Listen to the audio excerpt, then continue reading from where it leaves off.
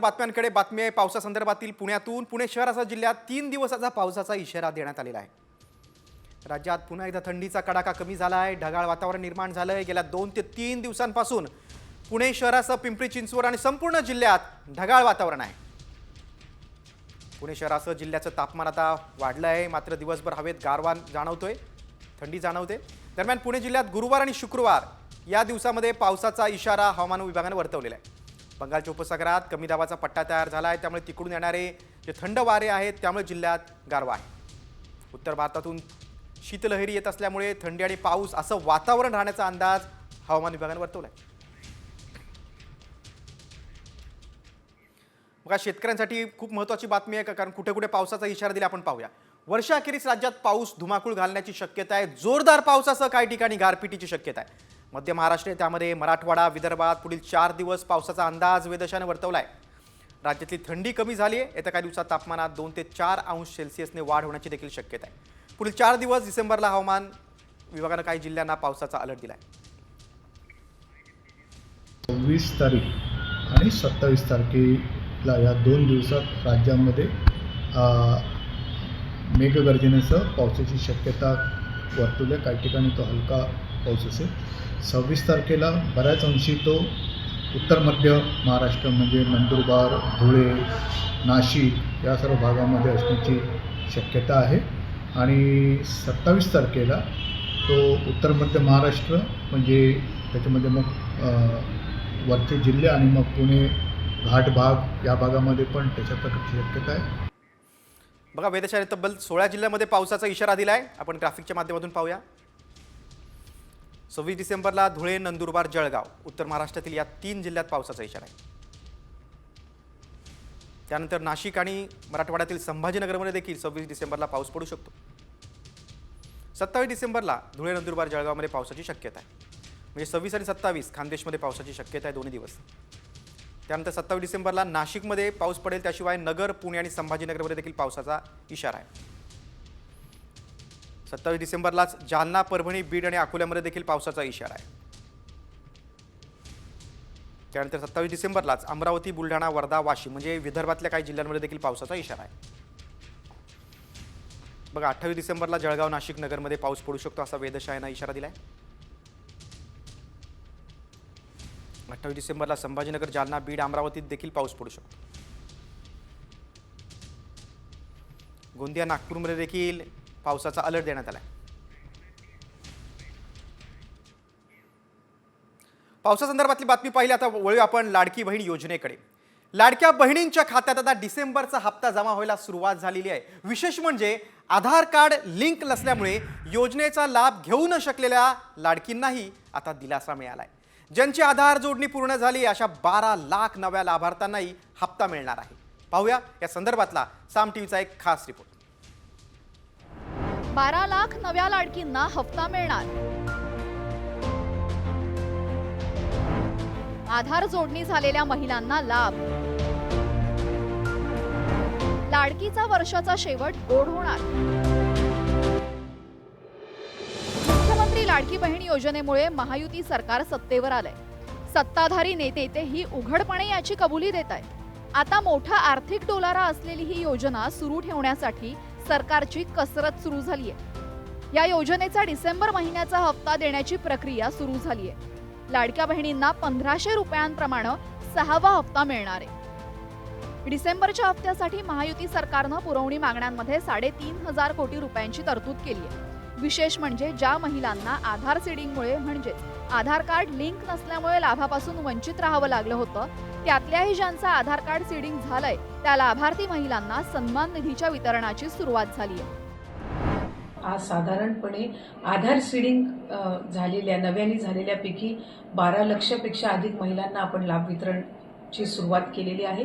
67 लाखापेक्षा अधिक महिलांना आज आपण पहिल्या दिवशी लाभ वितरित करत आहोत। असंच उद्या, परवा आणि आणखीन पुढचे 2 दिवस असे 4 दिवस रोज महिलांना लाभ वितरण करण्यात येईल। पैसे येण्यास सुरुवात झाल्यानं लाभार्थी महिलांनी आनंद व्यक्त केलाय।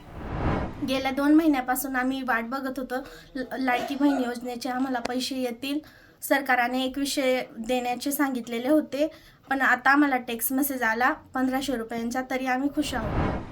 मुख्यमंत्री माझी लाडकी बहीण योजनेच्या 5 हप्त्यांची रक्कम पात्र लाभार्थी महिलांच्या खात्यामध्ये वर्ग करण्यात आली होती. जुलै ते नोव्हेंबरपर्यंत 1500 रुपयांप्रमाणे 7500 रुपये महिलांच्या खात्यात जमा करण्यात आले होते. निवडणुकीपूर्वीच महिलांच्या खात्यामध्ये नोव्हेंबर महिन्याची रक्कम आली होती.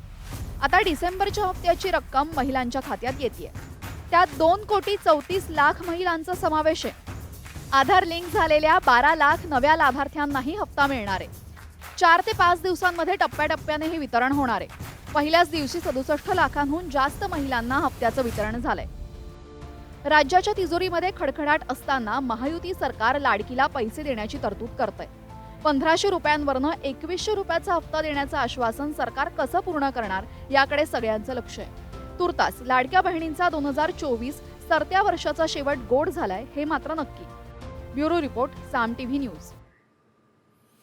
आता महापालिका निवडणुकीसंदर्भात मुख्यमंत्र्यांच्या वक्तव्याकडे वळूया. राज्यात जानेवारीनंतर महापालिका निवडणुका होण्याचे संकेत मिळत आहेत. मुख्यमंत्री देवेंद्र फडणवीस यांनी याबाबत एक सूचक वक्तव्य केले. जानेवारीत सुप्रीम कोर्टाचा अंतिम निकाल येईल आणि त्यानंतर स्थानिक स्वराज्य संस्था निवडणुका होण्याची शक्यता आहे, असं फडणवीस यांनी म्हटलंय. जानेवारीमध्ये त्या संदर्भात सुप्रीम कोर्टाने अंतिम सुनावणी ठेवलेली आहे. आम्ही पण सातत्याने सुप्रीम कोर्टाला अर्ज केलेला आहे. मला अशी अपेक्षा आहे की जानेवारी महिन्यातच सुप्रीम कोर्ट सुनावणी अंतिम करून या संदर्भातला निकाल देईल आणि त्यानंतर जो काही स्टॅट्युटरी वेळ असेल त्यानंतर ती झाली पाहिजे. अर्थात त्या तारखा ठरवायचा अधिकार आमचा नाही, तो इलेक्शन कमिशनचा आहे. पण आम्ही देखील सरकार म्हणून या केसमध्ये मॅक्सिमम इंटरव्हेन्शन करून ती लवकरात लवकर निकाली निघावी हा प्रयत्न आमचा आहे. पुढच्या बातमीकडे. उच्च व तंत्र शिक्षण मंत्री चंद्रकांत पाटील यांनी पुणे शहराबाबत एक मोठं विधान केलेलं आहे. वाढती लोकसंख्या आणि शहरीकरणामुळे पुण्यात दुसरी महापालिका निर्माण करण्याची गरज असल्याचं चंद्रकांत पाटील यांनी म्हटलंय. निर्णयासाठी उशीर चालणार नसल्याची भूमिका देखील त्यांनी मांडलेली आहे. PMRDA ही काही महानगरपालिका नसते, ती विकास करणारी यंत्रणा असते. महानगरपालिका ही महानगरपालिकाच असते.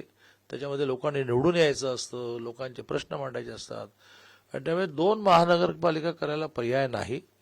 पण त्याचं खूप मोठ्या एजन्सीला काम देऊन स्वरूप तयार करायला लागेल. मंत्रिमंडळ स्थापनेनंतर मंत्रालयात मंत्र्यांच्या दालनाचं नूतनीकरण केलं जाते. अगदी सुट्टीच्या दिवशी देखील मंत्रालयामध्ये कारागीर अगदी वेगवेगळ्या केबिनचं काम करताना दिसत आहेत. एकीकडे विविध योजनांमुळे राज्याच्या तिजोरीत खडखडाट आहे. असं असताना देखील आता मंत्र्यांच्या दालनासाठी उधळपट्टी कशासाठी असा सवाल विचारला जातोय.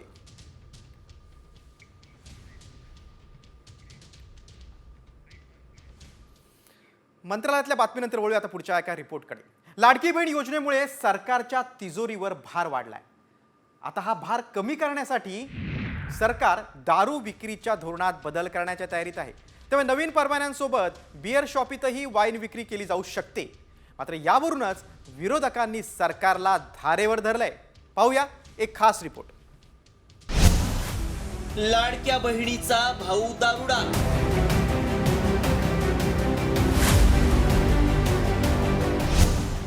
राज्यात दारू विक्रीच्या परवान्यांमध्ये होणार वाढ.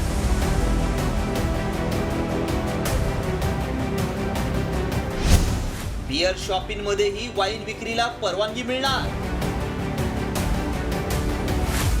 राज्यातील दारू विक्रीच्या धोरणांमध्ये मोठे बदल होण्याची शक्यता आहे. लवकरच दारू विक्रीच्या परवान्यांमध्ये वाढ करण्यासोबत बिअर शॉपिंगमध्ये वाईन विक्रीची परवानगी मिळू शकते. तसा प्रस्ताव उत्पादन शुल्क मंत्री अजित पवारांकडे ठेवण्यात आलाय. विशेष म्हणजे अजित पवारांनी याबाबत सकारात्मक दृष्टिकोन दाखवला असून लवकरच मंत्रिमंडळ बैठकीत यावर चर्चा होण्याची शक्यता आहे. 1972 सालापासून राज्य सरकारनं दारू विक्रीसाठी नवीन परवाने दिलेले नाहीत. या परवान्यांच्या हस्तांतरणासाठी खासगीत 10 कोटी रुपयांचे व्यवहार होतात. मात्र सरकारला हस्तांतरण शुल्कापोटी केवळ 1 कोटी रुपयेच मिळतात. सरकारनं दारू विक्रीचे परवाने द्यावेत यासाठी व्यावसायिक आग्रही आहेत. शिवाय बिअर शॉपिंगमध्ये वाईन विक्रीला परवानगी देण्याची मागणीही जोर धरतीये. या निर्णयामुळे वाईन उद्योगाला चालना मिळेल, तसंच राज्याच्या महसुलात लक्षणीय वाढ होईल असा प्रस्ताव सरकारी अधिकाऱ्यांनी अजित पवार यांना दिलाय. एकीकडे महसूल वाढीच्या दृष्टिकोनातून अजित पवार या प्रस्तावाबाबत सकारात्मक असल्याचं बोललं जातंय, तर दुसरीकडे याच प्रस्तावावरून शिवसेना ठाकरे गटाचे नेते संजय राऊत यांनी सरकारवर टीकेची संधी साधली आहे। लाडक्या बहिणींचे सत्ताधारी भाऊ आता राज्याला दारुडे बनवणार असा टोला संजय राऊत यांनी लगावलाय। लाडक्या बहिणींना 1,500 रुपये देण्यासाठी हे लाडक्या बहिणींचे भाऊ आणि नवरे यांना दारुडे करणार आहेत, दारूप्या। 1500 रुपयासाठी संपूर्ण महाराष्ट्रात दारुडा करण्याचं त्यांचं जर योजना असेल तर ती अत्यंत गंभीर आहे। दारूचं दुकानं वाढवणार, त्यानंतर मी ऐकले की ड्राय डे कमी करणार। लाडक्या बहिणींना 1500 देण्यासाठी घराघरात दारू पोचवा असं एक नवीन विजन यांचं दिसतं आहे। म्हणजे बहिणींना 1500 रुपये द्यायचे आणि त्या बदल्यात बहिणींच्या घरामध्ये बेवडे दारुडे निर्माण करायचे। लाडकी बहीण योजनेमुळे राज्याच्या तिजोरीवर मोठा बोजा पडलाय। याशिवाय निधी अभावी राज्यात सुरू असलेल्या अनेक विकास कामांवर परिणाम होण्याची शक्यता आहे। त्यामुळे महसूल वाढीसाठी सरकार दारू विक्रीच्या धोरणात बदल करू शकते। मात्र तसं झाल्यास सरकारला लाडक्या बहिणींच्या रोषाला सामोरं जाण्याची तयारी ठेवावी लागेल यात शंका नाही। ब्युरो रिपोर्ट, साम टीव्ही न्यूज। आपण आता वळूया मुख्यमंत्र्यांच्या फटकेबाजीकडे। नागपूरमध्ये देवेंद्र फडणवीस यांनी जोरदार फटकेबाजी केलेली आहे। लोकसभेनंतर आम्ही T20 मॅच खेळलो, आता टेस्ट मॅच सुरू झाली असं फडणवीसांनी म्हटलंय। विधानसभा निवडणूक निकालावर मुख्यमंत्री फडणवीस यांनी हे भाष्य केलंय। आम्ही तिघही सोबतच काम करतोय। 2.5 वर्षाचा कार्यकाळ होता म्हणून वन डे मध्ये उतरलो आम्ही, पण आमच्या लक्षात आलं की वन डेत उतरून चालणार नाही म्हणून 2020ची मॅच खेळलो आणि तो विश्वचषक आम्ही जिंकलो। आता वन डे किंवा 2020 खेळण्याची आवश्यकता नाही आहे। हा टेस्ट मॅचचा फॉर्मॅट आहे, पण ही टेस्ट मॅच ड्रॉ होणारी टेस्ट मॅच नाही आहे, ही जिंकणारी टेस्ट मॅच असणार आहे। मुख्यमंत्र्यांच्या फटकेबाजीनंतर आता आपण वळूया स्वामित्व योजनेकडे। देशातील नागरिकांच्या मालमत्तांना अधिकृत चेहरा देणाऱ्या केंद्र सरकारच्या महत्त्वाकांक्षी स्वामित्व योजनेचा येत्या 27 डिसेंबरला शुभारंभ महाराष्ट्रात होणार आहे। महसूल मंत्री चंद्रशेखर बावनकुळे यांनी ही घोषणा केली। या योजनेमुळे जमिनीचे वाद आणि घरपट्टीचे वाद टळणार आहेत। आमचे महाराष्ट्राचे सर्व मंत्री, देशाचे सर्व मंत्री त्या जिल्ह्यामध्ये स्वामित्व योजनेची सुरुवात करणार आहे। माननीय पंतप्रधान मोदीजी 12:30 वाजता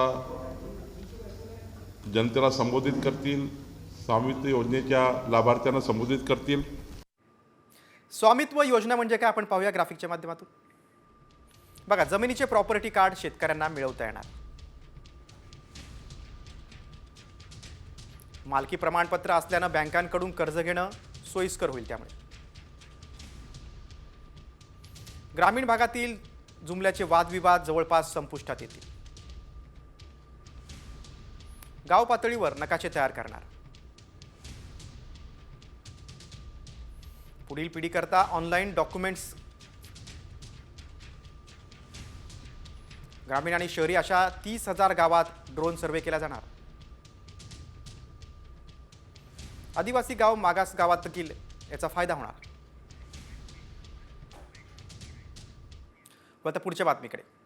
बीडमधील सरपंच हत्या प्रकरणी आता 28 तारखेला बीडमध्ये एक सर्वपक्षीय मोर्चा काढला जाणार आहे। या मोर्चामध्ये ज्येष्ठ नेते शरद पवार देखील सहभागी होणार आहेत। शनिवारी बीडमध्ये हा सर्व पक्षांचा मोर्चा निघेल। शरद पवारांसह जितेंद्र आव्हाड हे देखील सहभागी होणार आहेत।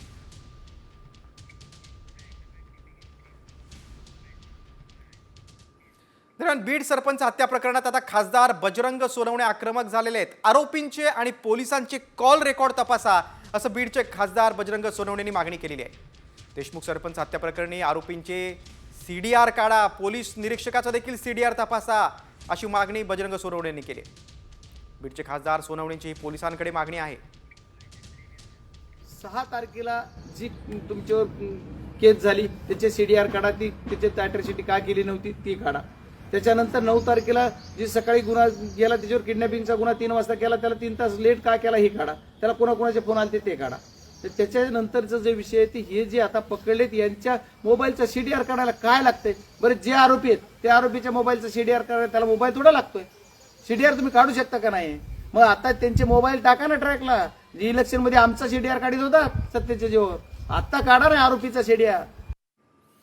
आणि बीडमधल्या या प्रकरणावर आता मुख्यमंत्री काय बोललेत आपण पाहूया. बीड जिल्ह्यात कुणाचीही दादागिरी चालू देणार नाही असा इशाराच मुख्यमंत्री देवेंद्र फडणवीस यांनी दिलाय. बीडच्या मस्ताजोगचे सरपंच संतोष देशमुख यांच्या हत्येनंतर संपूर्ण राज्यभरातलं राजकीय वातावरण तापलंय. त्या पार्श्वभूमीवर फडणवीसांनी हा इशारा दिलाय. मी स्वतः उपमुख्यमंत्री अजितदादा पवार यांना विनंती केली आणि अजितदादा पवार स्वतः त्या ठिकाणी गेले. आमचे सगळे मंत्री देखील त्या ठिकाणी गेले. घटना महत्त्वाच्या होत्या म्हणूनच त्या ठिकाणी गेले की गेल्या काही दिवसात तिथे घडलेल्या घटना या गंभीरच आहेत आणि आम्ही त्या गंभीरतेने घेतलेल्या आहेत. आणि अशा प्रकारच्या गुन्हेगारांवर जरब ही बसवल्याशिवाय आम्ही थांबणार नाही. मी कालही सांगितलं, आजही सांगतो, बीड जिल्ह्यामध्ये कोणाची दादागिरी चालू देणार नाही. बीडनंतर आता एक मोठी बातमी आहे ती म्हणजे पुण्यातून सतीश वाघ हत्या प्रकरणात आता धक्कादायक खुलासा झालेला आहे. बघा, पोलिसांच्या तपासामधली एक महत्त्वाची बातमी आहे. प्रेम प्रकरणातून सतीश वाघ यांची हत्या झालेली आहे. सतीश वाघ यांच्या पत्नीनंच हत्येची सुपारी दिली होती. गुन्हा शाखेनं सतीश वाघ यांच्या पत्नीला अटक केलेली आहे. बघा, हेच ते सतीश वाघ जे भाजपचे आमदार योगेश टिळेकर यांचे मामा आहेत. सतीश वाघ यांची हत्या झाल्यानंतर संपूर्ण पुणे जिल्ह्यात खळबळ उडाली होती आणि आता पोलिसांच्या तपासात धक्कादायक माहिती समोर आली आहे. पत्नीनंच पतीच्या हत्येची सुपारी दिली होती. गुन्हे शाखेनं आता सतीश वाघ यांच्या पत्नीला अटक केलेली आहे. सतीश वाघ हत्या प्रकरणात हा धक्कादायक खुलासा आहे. प्रेम प्रकरणातून सतीश वाघ यांची हत्या झाली होती. हत्या झाल्यानंतर पुणे पोलिसांनी ताबडतोब नाकाबंदी करून आणि सखोल चौकशी करून काही आरोपींना ताब्यात घेतलं होतं आणि जुन्या वैमनस्यातून एका भाडेकरूनं सतीश वाघ यांची हत्या झाली होती अशी माहिती त्यावेळी समोर आली होती. मात्र आता जी माहिती समोर येते त्यानुसार सतीश वाघ यांच्या पत्नीनंच हत्येची सुपारी दिली होती. गुन्हे शाखेनं सतीश वाघ यांच्या पत्नीला अटक. आपण अधिक माहिती घेऊया. आमचे पुण्याचे प्रतिनिधी अक्षय बडवे फोनवर जोडले गेले आहेत. अक्षय, धक्कादायक माहिती आहे. प्रेम प्रकरणाचा अँगल हा समोर आलेला आहे. अधिक काय माहिती? निश्चितपणाने विधान परिषदेचे आमदार योगेश टिळेकर यांचे मामा टाइमपूर्वी त्यांचं अपहरण करून खून करण्यात आला होता आणि जे विविध कंगोरे आहेत ते देखील समोर आले होते. आणि आता आलेली माहिती जी आहे ती म्हणजे सतीश वाघ यांच्याच पत्नीने या खुनाची सुपारी दिल्याचं पोलिसांच्या तपासात उघड झाल्यामुळे त्यांच्या पत्नीला आता पोलिसांनी अटक केलेली आहे. नेमकी ही सुपारी कुठल्या कारणामुळे दिली, प्रेम प्रकरण कसं सुरू झालं होतं याचा सगळा तपास जो आहे तो देखील पोलिसांच्याकडून सुरू आहे. सतीश वाघ करण्यासाठी हा सगळा गेम प्लॅन आखला होता अशी प्राथमिक माहिती जी आहे ती आता चौकशीतून समोर आलेली असून यातून अजून काय काय धक्कादायक माहिती येते का हे देखील पोलिसांचा तपास जो आहे तो त्या दिशेने सुरू होत आहे. अक्षय, तुम्ही सविस्तर माहिती दिलीत त्याबद्दल धन्यवाद. सतीश वाघ यांची हत्या त्यांच्या पत्नीनंच केली अशी धक्कादायक माहिती आता समोर आलेली आहे. सतीश वाघ यांच्या पत्नीने हत्येची सुपारी दिली होती. पोलिसांच्या सखोल तपासात ही माहिती समोर आली. आता पुढच्या बातमीकडे. पोलिसांनी हप्ते वसूल केली तर ते घरी जातील असा इशारा आता मुख्यमंत्री आणि गृहमंत्री देवेंद्र फडणवीस यांनी दिलेला आहे. पिंपरी चिंचवड पोलीस हप्ते वसुली करतात, सामान्यांच्या प्रश्नांऐवजी मलईदार समस्यांना प्राधान्य देतात असं सांगत खासदार श्रीरंग बारणेंनी पोलीस आयुक्तांकडे तक्रार केली होती आणि त्या पार्श्वभूमीवर आता फडणवीसांनी हा इशारा दिला. सरकारला कुठंतरी बदनाम होऊ नये सरकार आणि सत्तेतील मी जरी खासदार असलो तरी सर्वसामान्य माणसाला न्याय देण्याची भूमिका ही प्रशासनाने घेतली पाहिजे, पोलीस खात्याने घेतली पाहिजे आणि त्या दृष्टिकोनातून मी पत्र देऊन याच्यावरती लक्ष वेधलेले. पोलीस खात्यानं अशा प्रकारच्या कृत्याला खतपाणी न घालता सर्वसामान्य माणसाला न्याय देण्याची भूमिका घ्यावी.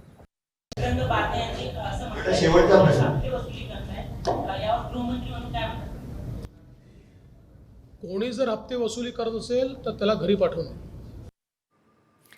आता मुंबईकरांसाठी मोठी बातमी आहे, कारण नवीन वर्षात मुंबईकरांच्या खिशाला मोठी झळ बसणार आहे. मुंबईकरांचं पाणी महागण्याची शक्यता आहे. मुंबईकरांच्या पाणी पुरवठ्याच्या खर्चात वाढ होते. गेली 2 वर्ष मुंबईकरांच्या पाणीपट्टीमध्ये वाढ करण्यात आलेली नाही. जलविभागाच्या खर्चामध्ये मात्र साधारण 15% वाढ झाली. त्यामुळे जलविभागानं आता पाणीपट्टीमध्ये 8% वाढीचा प्रस्ताव सादर केला. तुर्तास आयुक्तांकडून मात्र अद्याप मंजुरी मिळालेली नाही.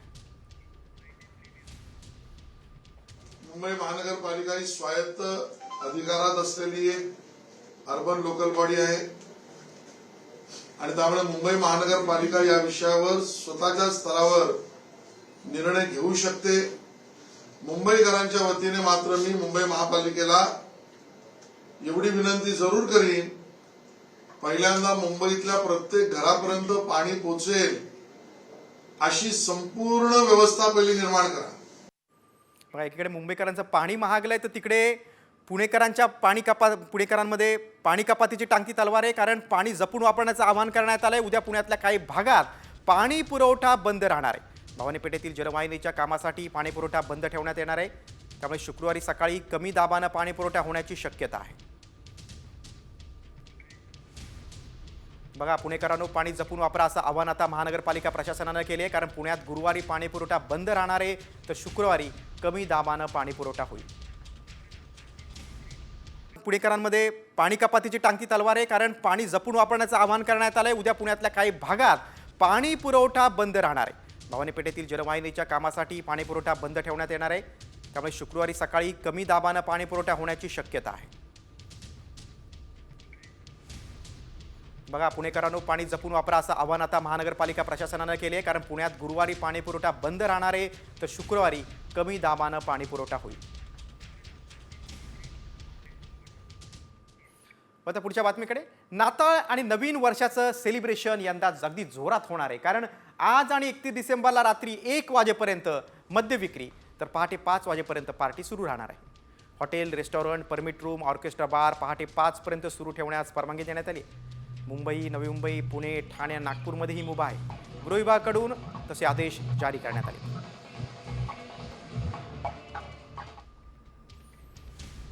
बघा, आज आणि 31 डिसेंबर आणि 1 तारखेला पहाटे 5 पर्यंत तुम्हाला पार्टी करता येईल. आज आणि 31 डिसेंबर आणि 1 जानेवारीला पहाटे 5 वाजेपर्यंत मद्य विक्री देखील सुरू राहणार आहे. वाईन शॉप मध्यरात्री 1 वाजेपर्यंत तर बिअर बार पहाटे 5 पर्यंत सुरू राहतील. Hotel, restaurant, permit room, orchestra bar देखील पहाटे 5 पर्यंत सुरू राहणार आहेत. आउटडोअर कार्यक्रमासाठी मात्र रात्री 12 वाजेपर्यंतच परवानगी असेल. कुठे हा आदेश आहे तर मुंबई, नवी मुंबई, पुणे, ठाणे आणि नागपूरसाठी गृह विभागाचा हा आदेश आहे.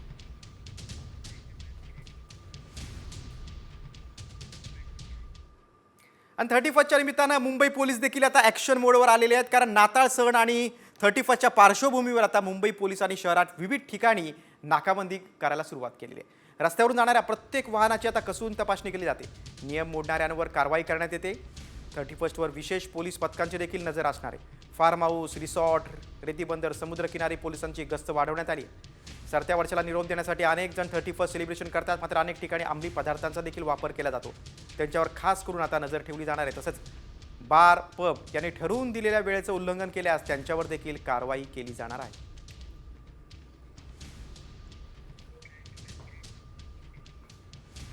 आणि 31च्या निमित्तानं मुंबई पोलीस देखील आता ॲक्शन मोडवर आलेले आहेत. कारण नाताळ सण आणि 31च्या पार्श्वभूमीवर आता मुंबई पोलिसांनी शहरात विविध ठिकाणी नाकाबंदी करायला सुरुवात केलेली आहे. रस्त्यावरून जाणाऱ्या प्रत्येक वाहनाची आता कसून तपासणी केली जाते. नियम मोडणाऱ्यांवर कारवाई करण्यात येते. 31वर विशेष पोलीस पथकांची देखील नजर असणार आहे. फार्म हाऊस, रिसॉर्ट, रेतीबंदर, समुद्रकिनारी पोलिसांची गस्त वाढवण्यात आली. सरत्या वर्षाला निरोप देण्यासाठी अनेक जण 31 सेलिब्रेशन करतात. मात्र अनेक ठिकाणी अंमली पदार्थांचा देखील वापर केला जातो. त्यांच्यावर खास करून आता नजर ठेवली जाणार आहे. तसंच बार, पब यांनी ठरवून दिलेल्या वेळेचं उल्लंघन केल्यास त्यांच्यावर देखील कारवाई केली जाणार आहे.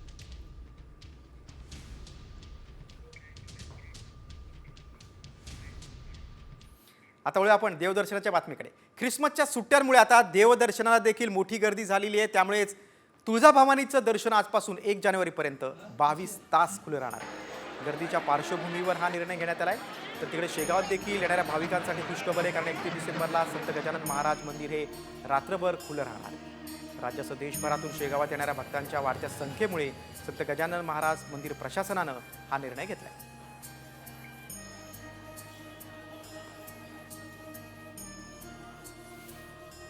1 जानेवारीपर्यंत मंदिर 22 तास तुळजापूरचं मंदिर खुलं राहणार आहे. तुळजाभवानी मातेचं मंदिर तर तिकडे शेगावचं महाराजांचं मंदिर देखील 31 डिसेंबरला रात्रभर खुलं राहणार आहे. आता आपण शिर्डीकडे बोलूया. नाताळच्या सुट्ट्या, सरत्या वर्षाला निरोप आणि नवीन वर्षाच्या स्वागतासाठी शिर्डी नगरी अगदी सज्ज झालेली आहे. शिर्डी महोत्सवाच्या पार्श्वभूमीवर साई समाधी मंदिर तसंच मंदिर परिसरात आकर्षक अशी विद्युत रोषणाई करण्यात आलेली आहे. सलग सुट्ट्यांमुळे शिर्डीत भाविकांची गर्दी झाली आहे. पुढील 8 दिवस आता गर्दीचा ओघ असाच कायम राहणार आहे. अनेक जण नवीन वर्षाचं स्वागत किंवा नवीन वर्षाच्या पहिल्या दिवशी साईबाबांचं दर्शन घेत असतात. त्यामुळे देशभरातून नागरिक शिर्डीमध्ये येत असतात. सलग सुट्ट्या आहेत त्यामुळे आता शिर्डी नगरी दुमदुमली आहे.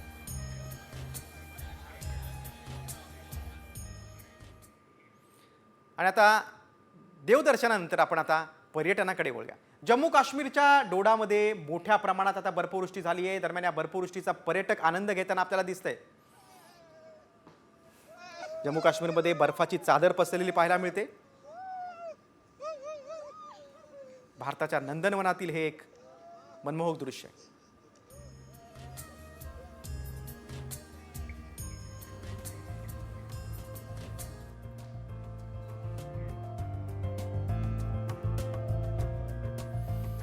बघा, काश्मीर नंतर आता आपण माथेरानकडे वळूया. माथेरानच्या निसर्गाचा आणि थंडीचा आनंद घेण्यासाठी देशभरातून पर्यटक दाखल झाले आहेत. माथेरानमध्ये ख्रिसमस आणि नवीन वर्षामुळे पर्यटकांची मोठी गर्दी झाली आहे. ख्रिसमसची सजावट करून पर्यटकांचं स्वागत केलं जातं आहे. त्यामुळे माथेरानमध्ये मोठ्या प्रमाणात पर्यटक आणि हॉटेल आता हाऊसफुल झाले. येस.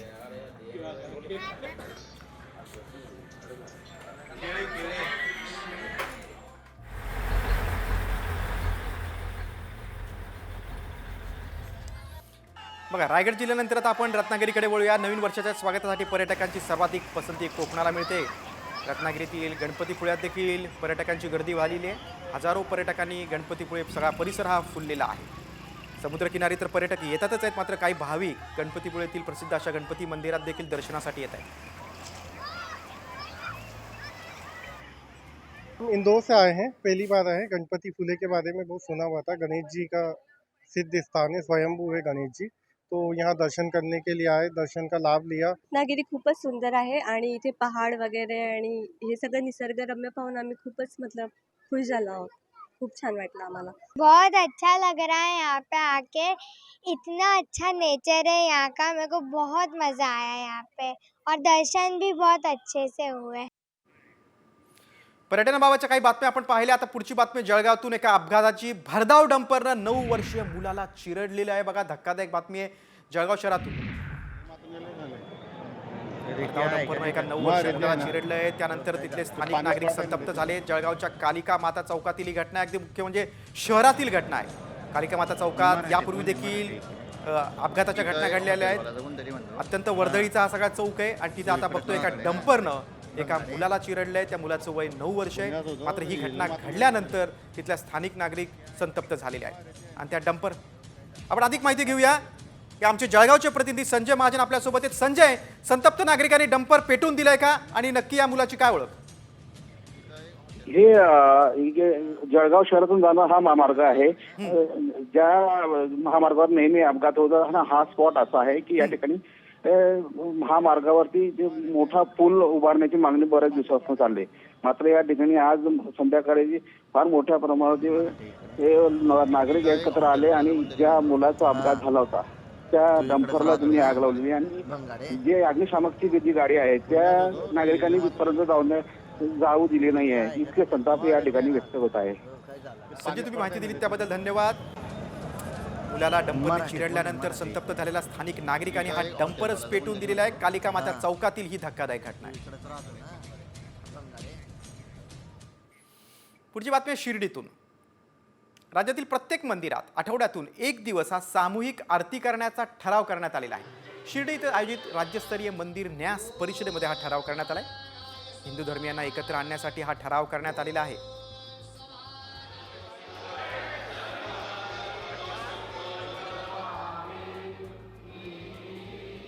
अनेक मंदिरांमध्ये जे इतर धर्मियांनी जे अतिक्रमण केलंय त्याला कुठे प्रतिबंध लागावा, हिंदू हा एकत्र यावा म्हणून आज आरतीचा निर्णय या ठिकाणी घेण्यात आलेला आहे.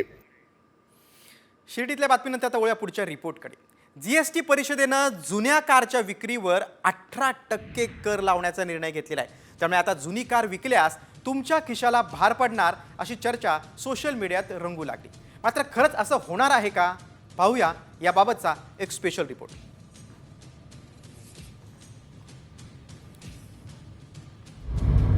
जुन्या कार विक्रीवर 18% जीएसटी. जीएसटीच्या निर्णयानंतर सर्वसामान्यांमध्ये गोंधळ.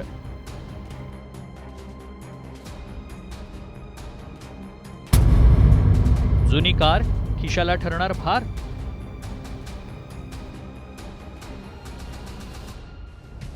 जीएसटी परिषदेनं वापरलेल्या कारच्या विक्रीवर 18% कर लावण्याचा निर्णय घेतलाय. त्यामुळे आता जुनी कार विकल्यास विक्रेत्याला 18% जीएसटी भरावा लागणार असल्याच्या चर्चा सोशल मीडियात रंगू लागल्या. याबाबत अनेक उलटसुलट मुद्दे मांडले जात आहेत. यावरून लोकांच्या मनात संभ्रम निर्माण झालाय. वास्तविक बहुतेक लोकांना हा नियम समजलेला नाही. त्यामुळे कुणी 10 लाख रुपयांची कार खरेदी केली आणि काही वर्षांनी ती 3 लाखांना विकली तर 7 लाख रुपयांच्या मार्जिनवर 18% जीएसटी आकारला जाईल असा गैरसमज पसरलाय, जो पूर्णतः चुकीचा आहे. त्यामुळे जुनी कार विकताना नेमका जीएसटी कधी भरावा लागणार आणि कोणाला, समजून घेऊ. जीएसटी कोणत्याही सामान्य व्यक्तीला भरावा लागणार नाही. जीएसटी कार खरेदी विक्रीचा व्यवसाय जे करतात त्यांनाच लागू करण्यात आलाय. वैयक्तिक खरेदी विक्रीत जीएसटी लागणार नाही. समजा 5 लाखांची कार ग्राहकाला 6 लाखांना विकल्यास 1 लाखांच्या नफ्यावर 18% जीएसटी, संपूर्ण 6 लाखांवर नाही. 5 लाख रुपयांची कार 4,50,000 विकल्यास कोणताही जीएसटी लागणार नाही. नोंदणी नसलेल्या विक्रेत्याने नोंदणीकृत खरेदीदाराला का जुनी किंवा वापरलेली कार विकली असल्यास कोणताही जीएसटी आकारला जाणार नाही. या नवीन बदलामुळं वापरलेल्या गाड्यांच्या विक्रीला आणि एकंदरच या व्यवसायाला मोठ्या प्रमाणे खीळ बसेल यात मात्र शंका नाही. त्यामुळे सर्वसामान्य माणसाला जुनी कार विकून झालेल्या नफ्यावर जीएसटी भरावा लागणार नाही. जुन्या वाहनांच्या खरेदी विक्रीचा व्यवसाय करणाऱ्यांवर हा जीएसटी आकारण्यात येणार आहे. त्यामुळे कोणत्याही चुकीच्या माहितीला बळी पडू नका. बिनधास्त जुनी कार विका आणि नव्या वर्षात नवीन कारचा आनंद घ्या. ब्युरो रिपोर्ट, साम टीव्ही. पुढच्या बातमीकडे. रेल्वे भरतीची प्रतीक्षा करणाऱ्या तरुणांसाठी एक आनंदाची बातमी आहे. भारतीय रेल्वेत RRB ग्रुप डीच्या 32,000 पेक्षा जास्त जागांची आता भरती केली जाणार आहे. यासाठी 23 जानेवारी 2025 पासून ऑनलाईन अर्ज भरता येणार आहे. तर 22 फेब्रुवारी अर्ज भरण्याची अंतिम तारीख असणार आहे. उमेदवारांची निवड 4 टप्प्यांमध्ये केली जाणार आहे.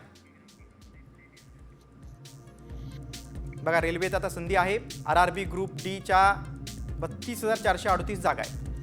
त्यामुळे तुमचा बायोडाटा अपडेट करा. 23 जानेवारी 2025 पासून आता तुम्हाला अर्ज भरता येणार आहे. वेबसाईट बघा, indianrailways.gov.in या वेबसाईटवर तुम्हाला अर्ज सादर करायचा आहे. पॉईंट्समनच्या 5,058 जागा आहेत, म्हणजेच ट्रॅफिक विभागात या जागा आहेत. त्यानंतर ट्रॅक मेंटेनरच्या 13,187 जागा आहेत. सहाय्यक मेकॅनिकलच्या 2,587 जागा आहेत. सहाय्यक लोकोशेडच्या 950 जागा आहेत.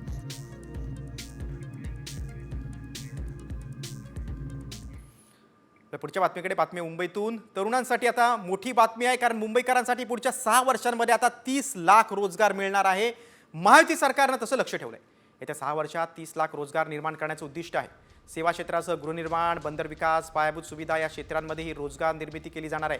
केंद्र सरकार आणि नीती आयोगाच्या शिफारशीनुसार मुंबई महानगर प्रदेशाचा म्हणजेच MMRDAचा आंतरराष्ट्रीय दर्जाचा आर्थिक केंद्र म्हणून विकास करण्यात येणार आहे. त्यासाठीचा आता प्रारूप आराखडा देखील तयार करण्यात आला आहे. बघा, 7 सेवा क्षेत्र आहे, त्यामध्ये 10 लाख नोकऱ्या निर्माण होऊ शकणार आहेत. गृहनिर्माणमध्ये 3 लाख, पर्यटनमध्ये 7 लाख, बंदर विकास क्षेत्रात 6 लाख, पायाभूत सुविधा प्रकल्पात 3 लाख, अन्य 1 लाख. एकूण 30 लाख नोकऱ्या निर्माण होणार आहेत. आता आंबा खवय्यांसाठी खुश खबर आहे. आफ्रिकेच्या मलावीमधून केंट प्रजातीचा एक आंबा प्रथमच भारतीय बाजारपेठेत दाखल झालाय. जगभरात प्रचंड मागणी असलेला केंट आंबा आता पुढील 20 दिवस ग्राहकांसाठी उपलब्ध असणार आहे. एपीएमसी फळ बाजारात केंट आंब्याचे 270 बॉक्स आयात झालेले आहेत. हा आंबा 700 रुपये प्रति किलो दरानं विकला जातोय. ऐन थंडीत आंब्याची ग्राहकांना आता परवडीच आहे. मुंबईसह गुजरात आणि दक्षिण भारतात या आंब्याला मोठी मागणी आहे.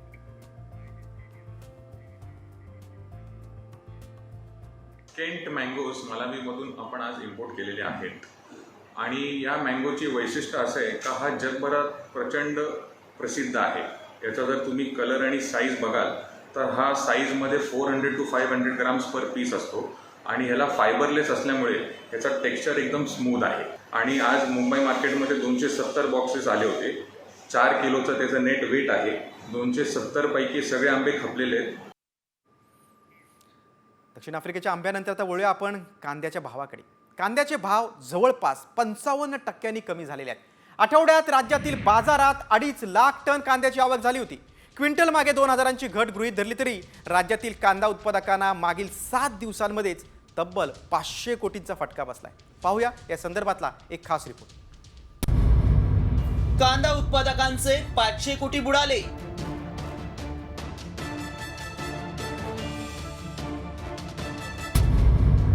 कांद्याचे भाव जवळपास 55% कमी.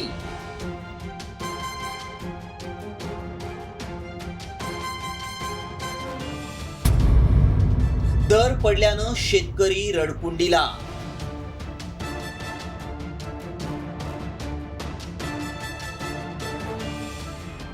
बाजारात खरीप कांद्याची आवक वाढली आहे. सोलापूर, नगर तसंच नाशिक जिल्ह्यातील बाजारांमधील आवक जास्त दिसतीये.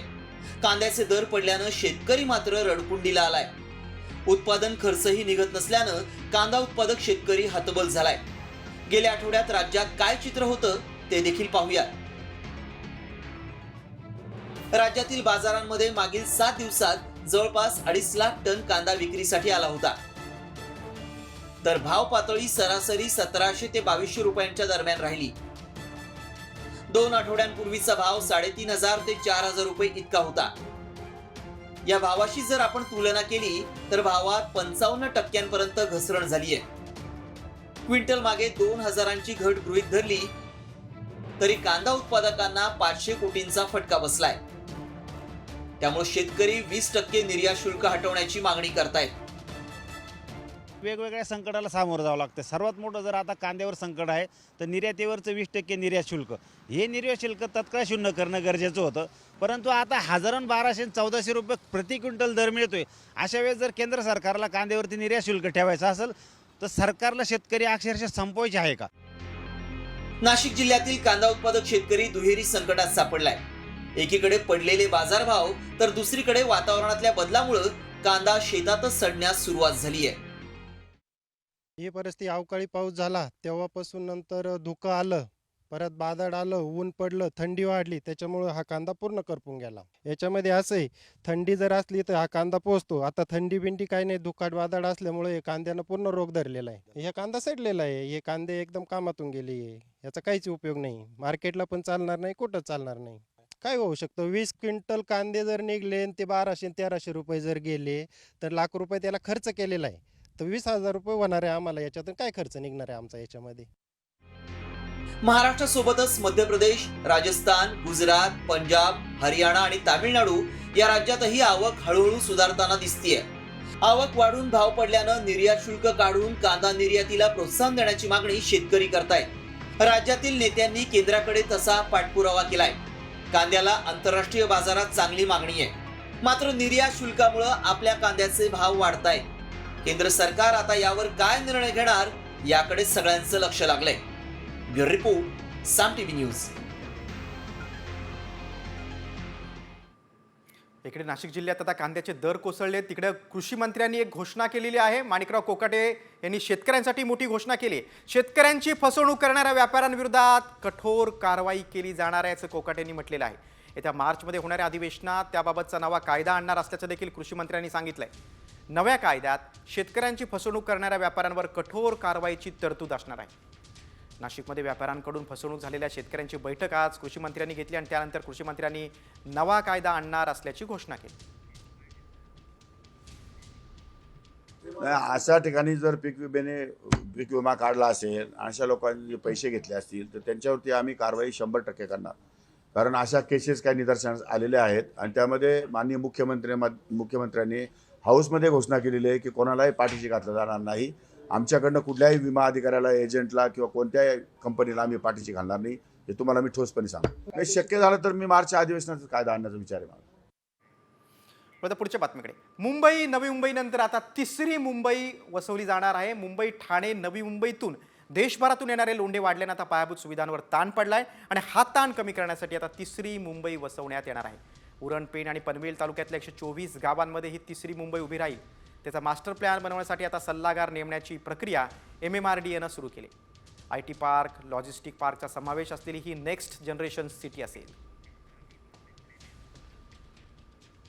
उरण, पेण, पनवेल तालुक्यातील 124 गावांमध्ये ही तिसरी मुंबई वसवली जाईल. पर्यावरणाला हानिकारक उद्योग नसणार, हायटेक इंडस्ट्री आणि IT उद्योग असतील. तिसऱ्या मुंबईत IT पार्क आणि लॉजिस्टिक पार्कचा देखील समावेश असेल. नेक्स्ट जनरेशन शहर असणार, 62% ओपन स्पेसेस असतील.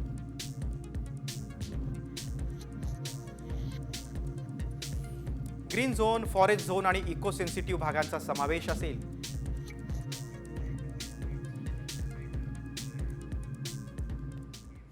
वळूया आता व्हायरल सत्य रिपोर्टकडे. तुम्ही व्हॉट्सॲप वापरत असाल तर ही बातमी तुमच्यासाठी महत्त्वाची आहे, कारण तुमच्या मोबाईलमधील व्हॉट्सॲप आता बंद होणार आहे असा एक मेसेज व्हायरल होतोय. त्यामुळे आम्ही या दाव्याची पडताळणी केली. त्यावेळी काय सत्य समोर आलं, चला पाहूयात साम टीव्हीचा हा खास रिपोर्ट. तुमच्या मोबाईलमधून व्हॉट्सअप आता बंद होणार.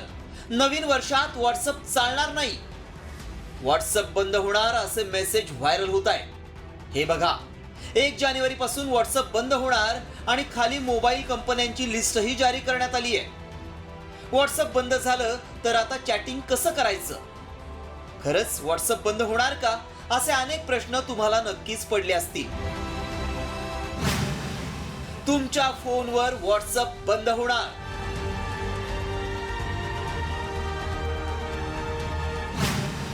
स्मार्टफोन मधून व्हॉट्सअप हद्दपार होणार. व्हायरल मेसेज मागचं सत्य काय?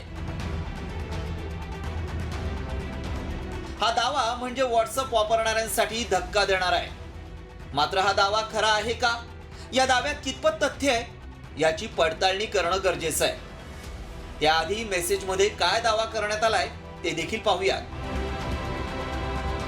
लाखो अँड्रॉइड फोनवर व्हॉट्सअप काम करणं बंद करेल. मेटाच्या मालकीचं हे ॲप जुनी ऑपरेटिंग सिस्टम असलेल्या अँड्रॉइड फोनसाठी सपोर्ट देणं बंद करेल. या मेसेजची सत्यता जाणून घेण्यासाठी खरी माहिती मेटा कंपनी देऊ शकते. त्यामुळे आमच्या व्हायरल सत्य टीमनं याची सत्यता पडताळण्यासाठी मेटा कंपनीशी संपर्क साधला. त्यांच्याकडून अधिक माहिती जाणून घेतली. तेव्हा काय सत्य समोर आलं पाहूया. अँड्रॉइड किटकॅट व्हर्जनच्या मोबाईलमध्ये व्हॉट्सअप बंद होणार आहे. 10 वर्षांपूर्वी आलेल्या या व्हर्जनवर व्हॉट्सअप सपोर्ट बंद होईल. 1 जानेवारी 2025 नंतर या मोबाईलवर व्हॉट्सअप चालणार नाही. मोबाईलची ऑपरेटिंग सिस्टम अपडेट करावी लागेल आणि सिस्टम अपडेट न केल्यास नवीन मोबाईल घ्यावा लागेल. सर्वच मोबाईलमध्ये व्हॉट्सअप बंद होणार नाही. मात्र काही मोबाईल कंपन्या आहेत त्यावर 1 जानेवारी पासून व्हॉट्सअप बंद होईल. मात्र ते मोबाईल कोणते आहेत ते देखील पाहूयात. Samsung Galaxy S4 mini, Galaxy S3, Galaxy Note 2, Galaxy X3, Moto G, Moto रेस AUD, Moto E2014, LG Optimus G, Nexus 4, G2 Mini, L90, Sony Xperia Z, Xperia SP, Xperia T आणि Xperia V. त्यामुळे या कंपनीचा mobile तुमच्याकडे असेल तर system update करून घ्या, नाहीतर व्हॉट्सअप वापरण्यासाठी नवीन मोबाईल घ्यावा लागेल. व्हॉट्सअपचे नवीन फीचर वापरण्यासाठी ॲप अपडेट करत राहणं महत्त्वाचं आहे. सुरक्षेच्या दृष्टीनेही ते महत्त्वाचं आहे. त्यामुळं आमच्या पडताळणीत किटकॅट व्हर्जन असलेल्या अँड्रॉइड स्मार्टफोनमध्ये व्हॉट्सअप 1 जानेवारीपासून बंद होणार हा दावा सत्य ठरलाय.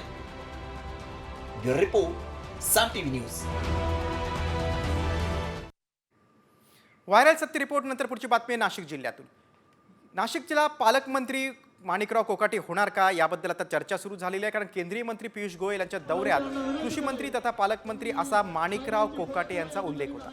कृषी मंत्री यांच्यासमोरच पालकमंत्री असा उल्लेख असल्यानं कृषी मंत्री असलेले माणिकराव कोकाटे नाशिकचे आता पालकमंत्री असणार का, असा प्रश्न उपस्थित झाला. माणिकराव कोकाटे नाशिक जिल्ह्याचे पालकमंत्री असण्याचे हे संकेत आहेत. नाशिक जिल्हा प्रशासनाच्या केंद्रीय मंत्री पियुष गोयल यांच्या दौऱ्यात माणिकराव कोकाटे यांचा पालकमंत्री असा उल्लेख असल्यानं आता चर्चेला उधाण झाले. त्यापूर्वी शिंदे सरकार असताना दादा भुसे शिवसेनेचे पालकमंत्री होते.